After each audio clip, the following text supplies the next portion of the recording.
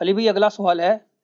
کیا حضرت عمرو بن عاص رضی اللہ عنہ کا اپنی موت کے وقت دیوار کی طرف منہ کر کے رونا اس بات کی دلیل نہیں ہے کہ انہوں نے سیدنا علی رضی اللہ عنہ کے ساتھ کی گئی زیادتیوں سے اعلانیہ توبہ اور رجوع فرما لیا تھا؟ کاش ایسا ہی ہو، ہمارا بھی حسن ظن ہے۔ حضرت عمر ابن عاص رضی اللہ تعالیٰ عنہ، یہ عربی میں جب عمر لفظ لکھا جاتا ہے نا تو یہ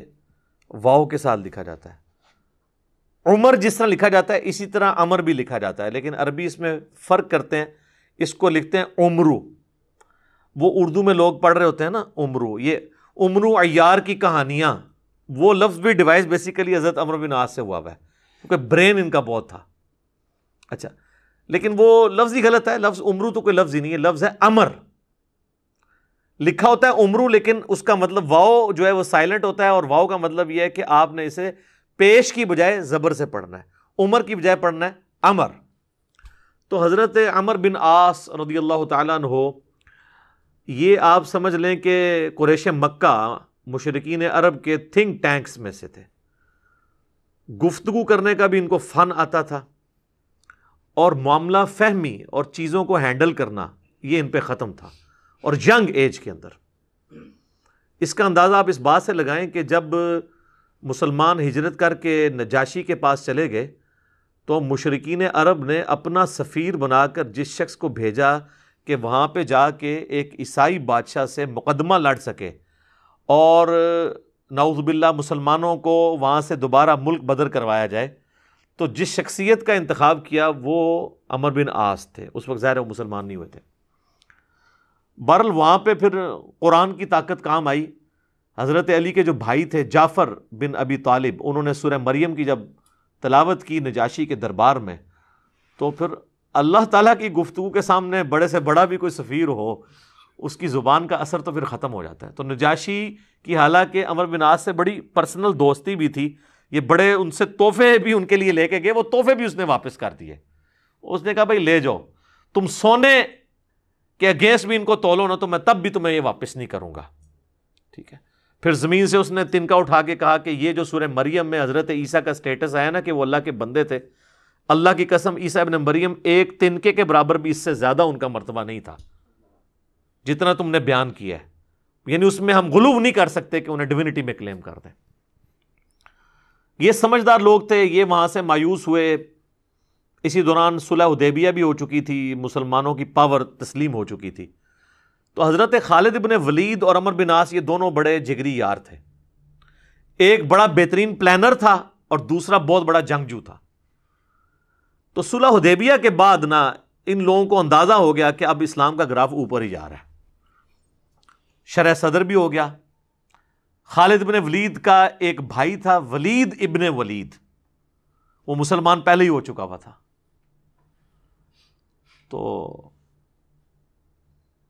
وہ بھی کچھ اثر تھا خالد ابن ولید کے اوپر کہ وہ اتنا بزدل تھا، اور مسلمان ہونے کے بعد اتنا وہ طاقتور ہو گیا کہ اس نے مشرکین عرب کے قافلے لوٹنا شروع کر دیے۔ تو وہ اپنے دوستوں میں فخر کرتے تھے، حالانکہ ہے دشمن تھے لیکن کہتے تھے یار بہادر تھے، پھر نکلے ہے نا میرا بھرا۔ یہ سارا کچھ نا عمر سیریز کے اندر انہوں نے فلمایا ہوا ہے۔ تو حضرت عمر بن عاص جو ہیں وہ سمجھدار آدمی تھے، انہوں نے سمجھ لیا، خالد بن ولید سے ملاقات ہوئی، اور بائی چانس وہ حبشہ سے آ کے مدینہ شریف جا رہے تھے اسلام قبول کرنے، اور یہ مکے سے مدینہ جا رہے تھے۔ راستے میں ملاقات ہو رہی اور دونوں ایک دوسرے کو بتانے کے لیے تیار نہیں ہو رہے کس لیے جا رہے ہیں، لیکن پھر جب گپ شپ ہوئی تو اندازہ ہوا، تو حضرت خالد نے کہا کہ بھائی مجھے لگتا ہے کہ یہ اللہ کے پیغمبر ہیں، اللہ کی غیبی تائید ہے ان کے ساتھ۔ تو عمر بن عاص کہتے ہیں کہ مجھے بھی لگتا ہے ایسا ہے، تو پھر کیا ارادہ ہے؟ تو کہتے ہیں ہم ان کی بیعت کر لیتے ہیں، اسلام قبول کر لیں۔ تو پھر انہوں نے اسلام قبول کیا۔ پھر نبی علیہ السلام نے ان کے ساتھ بڑی شفقت بھی فرمائی، کئی ایک چھوٹی مہمات کے اوپر، بخاری مسلم میں آتا ہے کہ عمر بن عاص کو آپ نے کسی ایک خاص لشکر کا امیر بھی بنا کے بھیجا۔ اور پھر سیدنا عمر کے دور میں جنگ یرموک کے اندر بھی یہ جو بڑے بڑے چند کمانڈر جو تھے حضرت ابو عبیدہ ابن جرح کے ساتھ، ان میں عمر بن عاص بھی شامل تھے۔ جنگ یرموک انہوں نے لڑی ہوئی ہے، رومن امپائر کے خلاف جو فیصلہ کن جنگ تھی، اس کے بعد پھر جب مصر کے فتح کرنے کی باری آئی تو مصر کے اوپر تو حضرت عمرو بن عاص کو ہی بھیجا تھا حضرت عمر نے، تو یہ فاتح مصر بھی ہیں۔ سعد ابن ابی وقاص فاتح ایران ہیں اور یہ ہے فاتح مصر، اور جنگ یرموک میں بھی ابو عبیدہ ابن جرح کے ساتھ یہ رہے ہیں رضی اللہ عنہم اجمعین وعلیہم السلام اجمعین۔ تو یہ ان کی زندگی کے اندر یہ اتار چڑھاؤ والا معاملہ رہا، لیکن پھر وقت گزرنے کے ساتھ پھر بعض اوقات انسان کے اوپر ایسے معاملات زندگی میں آ جاتے ہیں، ہم کیوں بار بار بات کرتے ہیں کہ ربنا لا تزغ قلوبنا بعد اذ ہدیتنا وہب لنا من لدنک رحمہ انک انت الوہاب، آمین۔ ڈر تو لگا رہنا چاہیے ہر وقت۔ وہ مشہور حدیث جو بخاری اور مسلم دونوں میں ہے، میں یقین کریں جب بھی وہ حدیث پڑھتا ہوں نہ کانپ اٹھتا ہوں۔ عقبہ بن عامر کہتے ہیں کہ نبی علیہ السلام نے اپنی وفات سے 1 مہینہ پہلے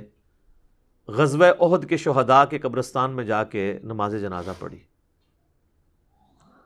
اور وہیں پر ہمیں خطبہ دیا۔ اچھا، اس حدیث کے اینڈ پہ بڑے دردناک الفاظ ہیں۔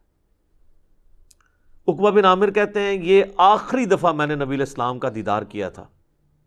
اس کے بعد میں نے حضور کو کبھی نہیں دیکھا۔ عقبہ بن عامر کہتے ہیں یہ والا جو خطاب ہوا تھا غزوہ احد کے شہداء کے اوپر، تو اس میں آپ علیہ السلام نے فرمایا کہ دیکھو مجھے اپنے بعد تم سے یہ خطرہ نہیں ہے کہ تم شرک میں مبتلا ہو جاؤ، مگر مجھے ڈر ہے کہ تم دنیا کے مال میں پھنس جاؤ گے، پھر ایک دوسرے کو قتل کرو گے جس طرح اگلی قوموں نے کیا، اور تم بھی تباہ و برباد ہو جاؤ گے جس طرح اگلے۔ یہ پچھلے دنوں میری ایک ویڈیو بھی ریکارڈ ہوئی ہے، مجھے تم سے شرک کا خدشہ نہیں، یہ حصہ نکالا ہوا ہے اس میں سے۔ سر اس حدیث میں جو سوز و گداز تھا وہ آپ کو سمجھ ہی نہیں آیا وہ کیا تھا؟ بخاری مسلم کے الفاظ ہیں، عقبہ بن عامر کہتے ہیں رسول اللہ ہم سے یوں گفتگو کر رہے تھے جس طرح آپ مردوں اور زندوں دونوں کو الوداع کہہ رہے ہیں، اور آپ فرمایا کہ میں اس وقت بھی اپنا حوض کوثر سامنے دیکھ رہا ہوں، یعنی اللہ تعالیٰ نے آپ کو وہ سب کچھ سامنے دکھا دیا، اور میں تمہارا پیش رو ہوں، میں آگے جا رہا ہوں، تم نے میرے پیچھے آنا ہے۔ آپ ڈرا رہے تھے تو، اور وہی ہوا کہ نبی علیہ السلام کی وفات کے بعد پھر دنیا کی محبت کے غلبے کی وجہ سے بنو امیہ نے جو کام کیے، اور پھر جنگ جمل، صفین اور نہروان، یہ ایک دردناک چیز ہے۔ یوٹیوب پہ میری کئی ایک ویڈیوز اس کے اوپر ریکارڈنگ ہے۔ اس حدیث میں بہرحال یہ آپ چیز نوٹ کریں کہ نبی علیہ السلام نے یہ خطبہ مسجد نبوی میں دینے کی بجائے قبرستان میں کیوں دیا ہے؟ اس کی 2 ریزنز تھی۔ اس لیے کہ وہ قبرستان تھا غزوہ احد کے میدان میں، جہاں پر ایک واضح فتح مال غنیمت سمیٹنے کی وجہ سے شکست میں بدل گئی تھی، حالانکہ رسول اللہ موجود تھے، لیکن دنیا کی محبت کے تھوڑے سے غلبے نے رسول اللہ کی موجودگی کی بھی پرواہ نہیں کی اللہ نے، اور فتح کو شکست میں بدل دیا۔ تو آج تو رسول اللہ موجود بھی نہیں ہے، ہمیں آپ کی دعاؤں کا بھی وہ حصہ نہیں ہے جو صحابہ کو نصیب تھا صلی اللہ علیہ وآلہ وسلم رضی اللہ عنہم اجمعین۔ اور دوسرا نبی علیہ السلام یہ میسج دینا چاہ رہے تھے کہ غزوہ احد میں وہ لوگ اس قبرستان میں دفن ہیں جنہوں نے محنتیں کی ہیں، اور پھل ملنے سے پہلے ہی وہ اسی فقر کی زندگی میں دنیا سے چلے گئے۔ حضرت حمزہ ابن عبد المطلب نے تو اسلام کا گولڈن پیریڈ نہیں دیکھا نا، ان تو قربانیاں دی ہیں نا۔ آپ اس سے اندازہ لگائیں، یہ میرا اجتہاد ہے اور یہ درست ہے کہ اگر رسول اللہ کی وفات کے وقت حضرت حمزہ زندہ ہوتے تو پہلے خلیفہ وہ بنتے، کیونکہ غزوہ بدر اور احد کے اندر نبی علیہ السلام نے آرمی چیف ان کو بنایا تھا، ابو بکر، عمر، عثمان و علی ان کے انڈر تھے۔ تو حمزہ بن عبد المطلب تو شہید ہوئے احد میں، ان کی لاش کا مسئلہ ہوا۔ نبی علیہ السلام نے یہ بھی میسج دیا کہ یہاں پہ، اور پھر وہاں تو اتنی دردناک حدیثیں ہیں بخاری مسلم میں کہ کفن کے لیے بھی کپڑا نہیں تھا، سر چھپاتے تھے تو پاؤں ننگے ہو جاتے تھے کہ یہ صاحب کے، پھر گھاس ڈال کے ایک قبر میں کئی مردے دفنائے گئے۔ تو نبی اسلام یہ بھی میسج دے رہے تھے، کیونکہ آپ کو تو اللہ نے دکھا دیا نا۔ اسی حدیث بخاری مسلم میں آتا ہے کہ اللہ تعالیٰ نے زمین کے خزانوں کی چابیاں مجھے دے دی ہیں، جو بریلوی کہتے ہیں کہ حضور ہی سب کچھ بانٹ رہے ہیں، خدا کا نام ہے۔ اور میرے بھائی وہ بخاری مسلم میں باقی حدیث میں موجود ہے، وہ زمین کے خزانے رومن اور پرشین امپائر کے خزانے ہیں جو صحابہ نے فتح کرنے تھے، بیت المال میں آ کے جمع ہونے تھے۔ یہ تھا اس سے مراد کہ مجھے اللہ تعالیٰ نے عطا فرمائی ہے، مجھے اللہ تعالیٰ نے دکھا دیا ہے کہ میری امت کہاں تک پہنچے گی۔ وہ کئی ایک احادیث ہیں، آپ کو مشکات کی نا 30 جلد میں نبی علیہ السلام کے فضائل کے چیپٹر میں وہ مل جائیں گی۔ کئی لوگ ہمیں ای میل بھی کر رہے ہوتے ہیں یہ حضور کو جو چابیاں دی گئی ہیں تو پھر اب جس کے پاس چابی ہے اس سے ہی مانگنا چاہیے، وہ یہ تھا، ٹھیک ہے، کہ وہ رومن اور پرشین امپائر کے خزانے مسلمانوں کو ملے۔ تو بہرحال اسی کی ایگزیکیوشن بعد میں ہوئی ہے، اور حضرت عمرو بن عاص بھی اس، یعنی آپ سمجھ لیں سسٹم کا کسی درجے تک حصہ بنے، اور یہ میں ان پہ کوئی فتویٰ نہیں لگا رہا، وہ خود مانتے تھے کہ میرے ساتھ ایسا معاملہ ہوا۔ مجھے حضرت عمرو بن عاص سے یہ چیز یاد آئی، بڑی رکت انگیز حدیث ہے جس میں ان کے قبول اسلام کا واقعہ بھی ہے۔ صحیح مسلم میں کتاب الایمان چیپٹر میں شروع ہی میں 321 نمبر حدیث ہے انٹرنیشنل نمبر کے مطابق، اور میرے یہ جو کربلا والا ریسرچ پیپر جس میں میں نے 200 احادیث جمع کی ہیں اس کے اندر بھی آپ کو مل جائے گی، جنگ صفین کے حوالے سے میں وہ حدیثیں لے کے آیا ہوں۔ صحیح مسلم میں 321 نمبر، حضرت عمرو بن عاص کی موت کا وقت جب قریب آتا ہے تو وہ دیوار کی طرف منہ کر کے رونا شروع کر دیتے ہیں۔ سر موت کے وقت انسان کو پھر اپنی زندگی میں کی ہوئی غلطیاں یاد آ جاتی ہیں، تو ان کا بیٹا ان کو تسلی دیتے ہوئے کہتا ہے کہ ابا جان، آپ تو نبی علیہ السلام کے قریبی ساتھیوں میں سے تھے، آپ نے رومن امپائر کی جنگیں لڑی ہوئی ہیں، جنگ یرموک، جہاد میں آپ شامل رہے ہیں، اتنے اتنے بڑے فضائل ہیں آپ کے لیے۔ تو حضرت عمرو بن عاص اسے ٹوکتے ہیں، وہ کہتے ہیں کہ تم نے ایک فضیلت تو چھوڑ دی جو سب سے بھاری تھی ہمارے نزدیک، یعنی صحابی ہونے سے بھی بھاری فضیلت اس اعتبار سے، اور وہ ہے اس بات کی گواہی دینا کہ اللہ کے سوا کوئی معبود نہیں اور محمد اس کے رسول ہیں صلی اللہ علیہ وآلہ وسلم۔ تو انہوں نے کہا تم نے یہ چیز چھوڑ دی ہے، اصل چیز تو یہ ہے، ہاں جب یہ چیز حاصل ہو جائے پھر صحابی ظاہر ہے ایک بہت بڑی فضیلت ہے، لیکن صحابی بنتا ہی وہ ہے جو پہلے اس کلمے کا اقرار کرے۔ تو کہتے ہیں کہ اب وہ بیٹے کو وجہ بتاتے ہیں اپنے رونے کی، کہتے ہیں کہ بیٹا ایک وہ وقت تھا کہ مجھے رسول اللہ سے بڑی دشمنی تھی، نعوذ باللہ، اور میری زندگی کی سب سے بڑی خواہش تھی کہ اگر رسول اللہ صلی اللہ علیہ وآلہ وسلم کے بارے میں مجھے کوئی موقع ملے تو میں انہیں قتل کر دوں، نعوذ باللہ، میرا دل ان کے بغض سے بھرا ہوا تھا۔ اے میرے بیٹے، اگر میں اس وقت مر جاتا تو سیدھا جہنم میں جاتا، لیکن پھر اللہ تعالیٰ نے میرا سینہ اسلام کے لیے کھول دیا، رسول اللہ صلی اللہ علیہ وآلہ وسلم کی محبت میرے دل میں جاگزی ہوئی، اور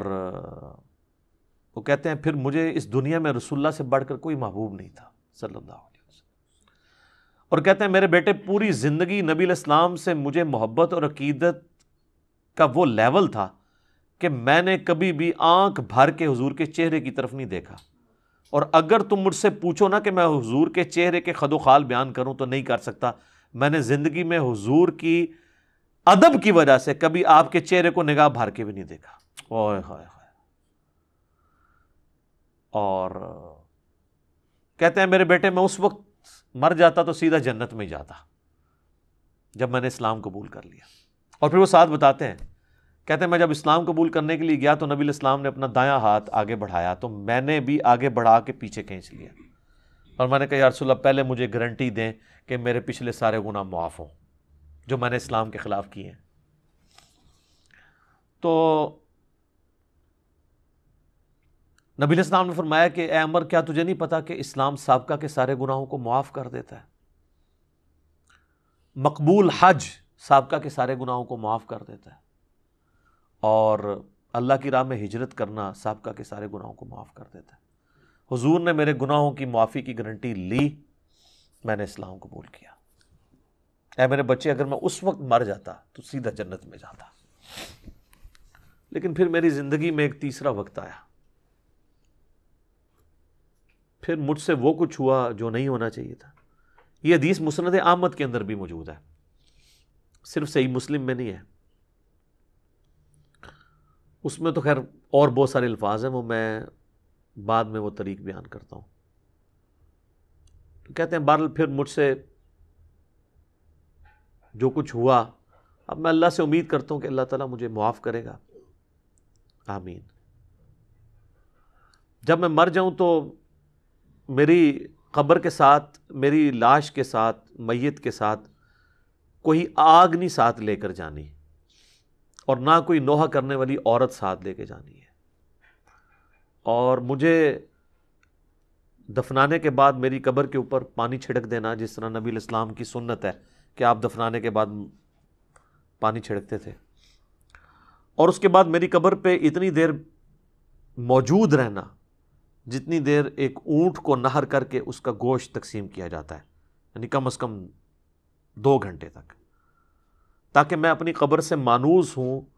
اور دیکھو میں اللہ کے بھیجے ہوئے فرشتوں کو پھر کیا جواب دیتا ہوں۔ یعنی اس سے حضرت عمرو بن عاص نے یہ بھی عقیدہ دیا کہ اسی زمینی قبر کے اندر حساب و کتاب ہوتا ہے، لیکن اس کو کوئی دیکھ نہیں سکتا، یعنی اگر ایگزیکٹ آپ کیمرہ فٹ کر دیں تو یہ جو کیپٹن عثمانی برزخی گروپ جو لوگ کہتے ہیں نا وہ کہیں اور قبر ہوتی ہے، تو حضرت عمرو بن عاص کا یہ عقیدہ نہیں تھا۔ یہ حدیث ان کے گلے کا کانٹا ہے، جب وہ ہم پیش کرتے ہیں وہ کہتے ہیں عمرو بن عاص کا تو ذہنی توازن آخری وقت میں بگڑا ہوا تھا، وہ تو بہکی بہکی باتیں کر رہے تھے،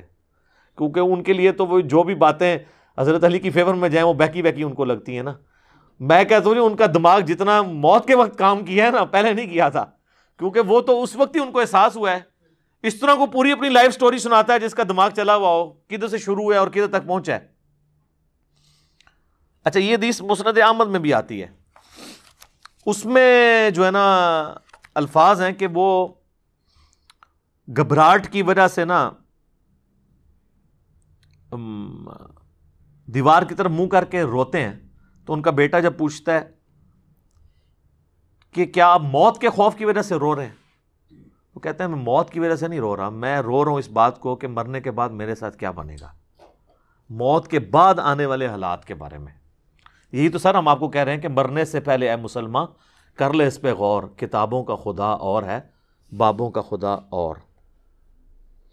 اچھا، ایک اور طریقہ ہے مسند امام احمد میں اس کے ساتھ ہی کہ موت کے وقت جب انہیں گھبراہٹ ہوتی ہے نا تو وہ دیوار کی طرف منہ کر کے زاروں قطار روتے ہیں، تو ان کا بیٹا کہتا ہے کہ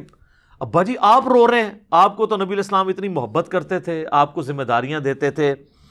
آپ نے جنگیں لڑی، آپ نے رومن امپائر کے خلاف جنگ یرموک لڑی، تو حضور کو تو آپ کو بڑی اہمیت دیا کرتے تھے۔ سر اس پہ آپ ذرا جواب سنیں عمرو بن عاص کا۔ وہ کہتے ہیں اللہ کی قسم مجھے پوری زندگی یہ بات معلوم نہیں ہو سکی کہ حضور مجھ سے واقعی محبت کرتے تھے یا صرف تالیف قلب کے لیے، میرا دل رکھنے کے لیے مجھے کبھی کو پوسٹ دے دیا کرتے تھے۔ لیکن 2 بندے ایسے ہیں جن کے بارے میں دل سے گواہی دیتا ہوں کہ رسول اللہ اپنی وفات تک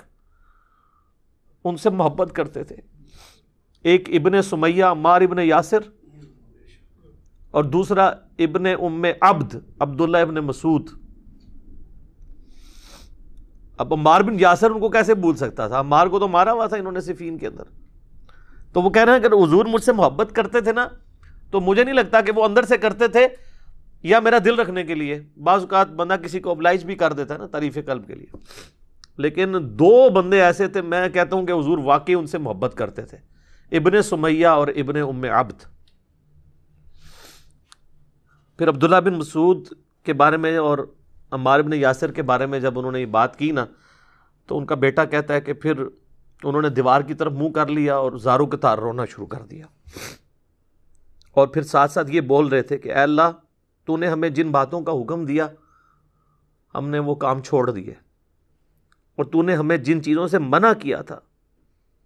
ہم وہ کام کرتے رہے، اب تیری مغفرت کے سوا کوئی چارہ نہیں ہے۔ اور پھر ان کا بیٹا کہتا ہے کہ بس یہی جملے وہ پڑھتے رہے کہ ان کی روح پرواز کر گئی۔ آخری ان کا کلام یہی تھا کہ اللہ جو جن کاموں سے تو نے روکا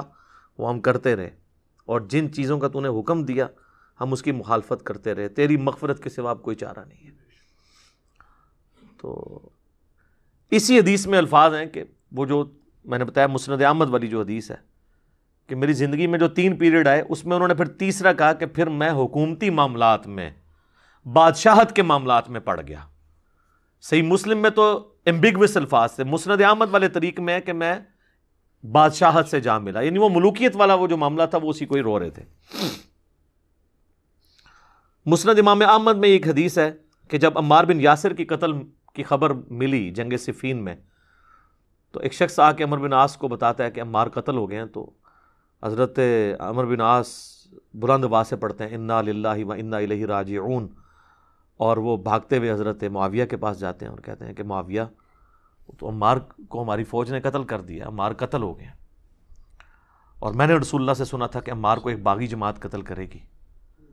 تو حضرت معاویہ بجائے یہ کہ رجوع کرنے کے، عمر بن عاص کو کہتے ہیں کہ تو اونٹ کی طرح اپنے پیشاب میں پھسلتا ہے، یعنی تجھے خود یہ اس حدیث کا پتہ ہے اور تو خام خواہ اس کا چرچا کر کے لوگوں کو بتانا چاہ رہا ہے کہ علی حق پہ ہے اور ہم نہ حق ہیں، ٹھیک ہے، تو ہم نے اس کو مارا ہے، اس کو تو علی نے مارا ہے، نہ علی لاتا اس کو اور نہ وہ جنگ کے اندر قتل ہوتا ہے، یہ تو علی نے لا کے ہمارے نیزوں کے آگے اسے پھینکا ہے، نعوذ باللہ۔ اتنی باطل تعویل کی۔ اور المستدرک الحاکم میں اور باقی کتابوں میں حدیث کی ملتا ہے کہ جب حضرت علی کو اس کی خبر ملی نا، تو انہوں نے کہا کہ پھر معاویہ یہ کہنا چاہتا ہے کہ حمزہ کا قاتل رسول اللہ تھے، کہ نہ وہ جنگ احد میں ساتھ لے کے آتے، نہ حمزہ قتل ہوتا۔ تو جو شخص جس کی فیور میں قتل ہو رہا ہوتا ہے وہ تو اس کا قاتل نہیں ہوتا، مخالف ہی قاتل ہوتا ہے۔ تو پھر مسند احمد میں ایک اور حدیث ہے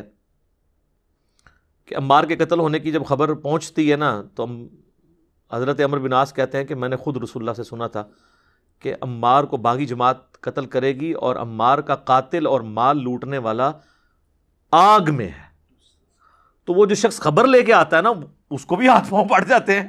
کہ ایک میں ان کو خبر دے رہا ہوں، ان کو خود بھی پتہ ہے، تو یہ لوگ کیا کر رہے ہیں؟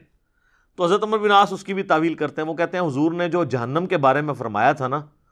وہ عمار کے قاتل اور مال لوٹنے والے کے لیے تھا، وہ ہمارے لیے نہیں ہے، اگرچہ ہم بھی جنگ لڑ رہے تھے لیکن ہمارے ہاتھوں سے تو نہیں وہ قتل ہوا۔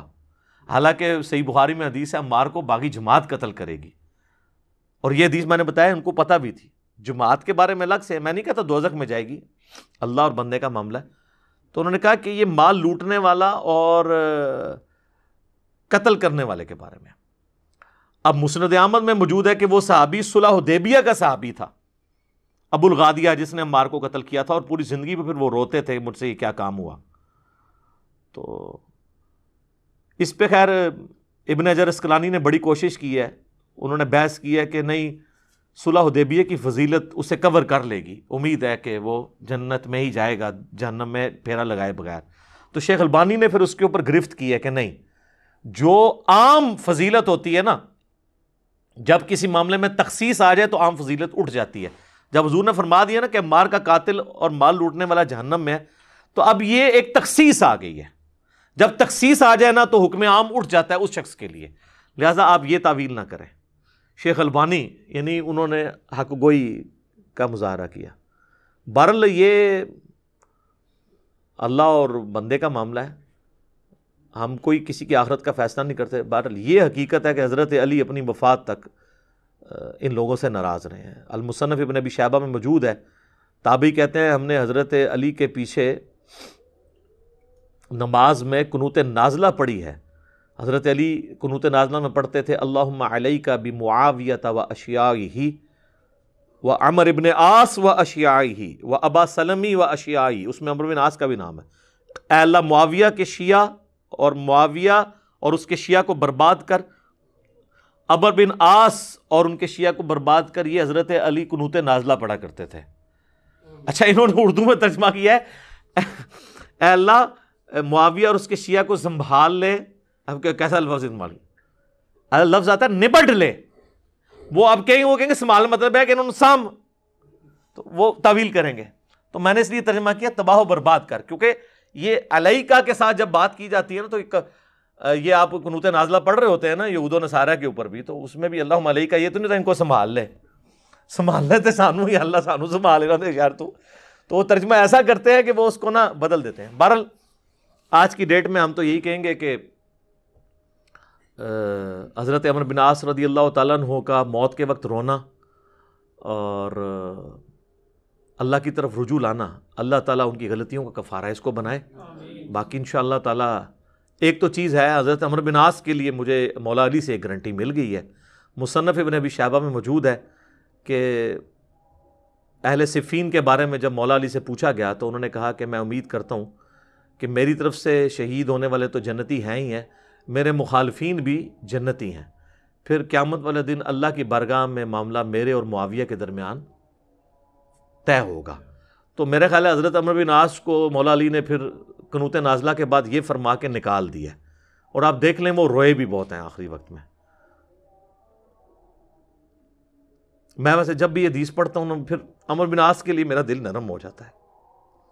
کہ انہوں نے مرنے سے پہلے اللہ کی طرف رجوع لائے ہیں رضی اللہ تعالیٰ عنہ وعلیہ السلام. اذانیں شروع ہو جاتی ہیں, بقیہ کے سوالات انشاءاللہ اذان کے وقفے کے بعد انشاءاللہ.